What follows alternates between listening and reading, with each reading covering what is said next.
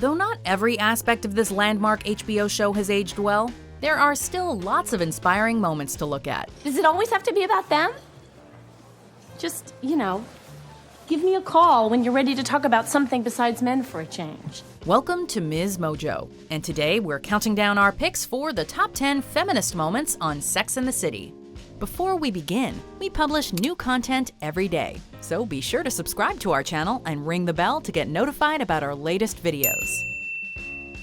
For this list, we're looking at some of the best girl power moments from the show, but we're not looking at any from the movies. You see us, Manhattan? We have it all! Number 10, when Carrie marries herself. In the season 6 episode A Woman's Right to Shoes, Carrie's invited to a baby shower at a friend's house, where the hostess asks that everyone remove their shoes before crossing the threshold. We might have been 1 foot out the door, but my shoes appeared to have already left. At the end of the night, however, a pair of Carrie's Manolo Blahniks are missing. Her friend doesn't seem too concerned, but eventually offers to replace them until balking at the price. No offense, Carrie, but I really don't think we should have to pay for your extravagant lifestyle. Carrie realizes, though, that between engagement gifts, wedding gifts, baby showers, and children's birthdays, she has easily spent that much and more on this very same friend. I mean, if you got married or had a child, she would spend the same on you.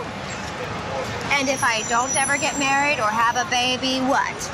I get bupkis? Ultimately, she registers for a wedding for herself and puts that single pair of shoes on the registry to make her point. Hi, it's Carrie Bradshaw. I wanted to let you know that I'm getting married to myself. Oh, and I'm registered at Manolo Blahnik. So thanks. Bye. Number 9, when Miranda and Samantha buy their own apartments. So, it's just you? Yep, just me. Though the show has been criticized for showing women being financially irresponsible and frivolous, some of the more empowering moments are more easily forgotten. I have a son who owns his own business. No thanks. I'll take it. In Season 2 and Season 3, respectively, Miranda and Samantha buy their own apartments. And in Miranda's case at least, the fact that she's a single woman making such a major purchase without a husband or father helping her out is made into an issue. And the down payment's coming from your father? No. Just me. For Samantha, she's forced to move because of drama with her neighbors, who are shaming her for the sex she has. What can I say? I've arrived! Number 8, when Carrie turns down Aidan's proposal. In one of the most poignant scenes in the show's history, Carrie is in a white dress and Aidan is in a rented tux, and he suggests they just get married right then. Let's get married tonight. Come on, you got this beautiful white dress on. I got this tux for another 13 hours. Carrie has already displayed some trepidation about their upcoming nuptials, and in this moment she has to put her foot down and tell him that she just isn't ready right now. I looked at you tonight from across the room and I thought, I love her. And she loves me, and what are we waiting for? Because I need more time. Many fans disagreed with her decision, considering how well Aidan treated her, and especially due to the fact that he took her back despite her infidelity. But in the end, no woman should do something she's not comfortable with just to avoid losing someone. This isn't about you. I'm not ready for marriage. Number 7, when Charlotte chooses her choice. The women's movement is supposed to be about choice.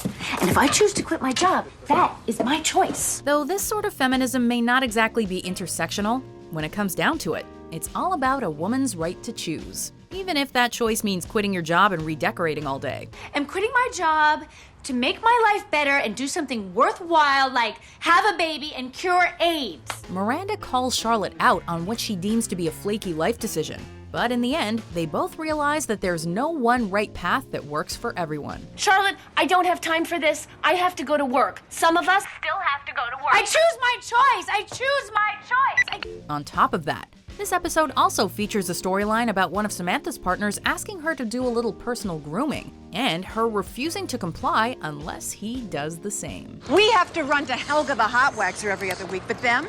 How would they like it if we told them to shape their heads, trim their trunk? Number 6, when Miranda proposes to Steve. I don't want to lose you again. Even if I screw up all the other stuff, that's the one that matters. Sometimes it's the simplest things that can be the most inspiring. When Steve and Miranda finally get together for good after spending years apart, Miranda decides to ask Steve to marry her in a moment that's both unexpected and beautiful. I don't want to lose you either. Despite how far we've come, marriage proposals are still something that's more frequently considered the man's responsibility. And seeing it go down another way is refreshing. Will you marry me? The fact that Miranda isn't what you'd call a hopeless romantic makes this gesture all the sweeter. Are you serious? Yes. Will you? Hell yeah. Number 5. When Carrie tears up Big's check. I spent $40,000 on shoes and I have no place to live? I will literally be the old woman who lived in her shoes. This episode is one that many point to when itemizing Carrie's flaws. After she breaks up with Aidan, she needs to find the money for a down payment or risk losing her home. What she realizes, though, is that because she spent so much money on shoes, she is not a viable candidate for a loan. Big offered me the money for my down payment, but I could never take it. Could I? Now, because he's so wealthy, Big is able to offer her the money without a second thought. But Carrie isn't willing to accept help from a man. So I can't tape it back. She is, however, willing to take some help from her friends. And in the end, Charlotte is the one to offer her the means to buy her apartment. And for the record, I am aware that I have some financial messiness that I have to clean up. And to that end, I am looking into some freelance magazine work. I have been offered $4 a word at Vogue. That is a lot. Most people get 2. Number 4. When Charlotte takes control of her reproductive future. I don't approve of this, Charlotte. You've got more hormones in you than a teenage boy. Well, this is what we have to do now. Charlotte is a woman who knows what she wants, to meet the man of her dreams and to have a child. I think we should go back to trying to have a baby the old-fashioned way. Well, why don't we just sit around and wait for a stork? She thinks she has the guy, but unfortunately, the baby doesn't come quite so easily. Through all their fertility troubles, Charlotte often feels alone since Trey is clearly not on her wavelength when it comes to the importance of starting a family. It's a cardboard baby. I saw it in the window of a novelty store next to the hospital. See? Now we can relax because we have one. In the end, she realizes that he doesn't care about having a baby nearly as much as she does. And for that, she knows she has to look somewhere else for her happily ever after. I want a baby. I thought that's what you wanted too. So did I. I don't think I should have to give that up. Number 3. When Sam fought workplace sexism. In this season 4 episode, Samantha tackles an issue that women face in industries worldwide: sexual discrimination in the workplace. Well, I have to admit, you're the best person for the job, but I'm not going to hire you. Give me one legitimate reason why not. Sam is trying to nab a position working with successful hotelier Richard Wright, but it seems that he just doesn't want to work with a woman. She clearly outlines the issue that many women are faced with. Show your sensitive side and be deemed too emotional, or put your foot down and be called cold, or worse. You know what? If I was a guy, you would have shaken my hand, bought me a scotch, and given me a key to an office. It's amazing. A man with such innovative vision can be so short-sighted. Turns out Wright had no issues working with a woman. It was the fact that Sam had slept with his architect he didn't like. Regardless of the why, Ms. Jones stands up for herself and gets the job she deserves. Number 2. When Miranda is faced with a tough question. I know, I'm 10 minutes late. Well, I'm 3 weeks late. What? I'm pregnant. In 2001, when this episode first aired, dealing with abortion on primetime television was still somewhat unheard of. So when Miranda finds out that she's pregnant and makes the decision to end the pregnancy, it was a notable storyline. Her storyline is juxtaposed with Charlotte's, who is struggling with infertility. You're not even going to consider having it? This is not in my plans right now, and I really feel awful talking about this in front of you. But the real twist comes when, in the end, Miranda makes the unexpected choice to carry out the pregnancy. Charlotte, I didn't do it. I'm keeping the baby.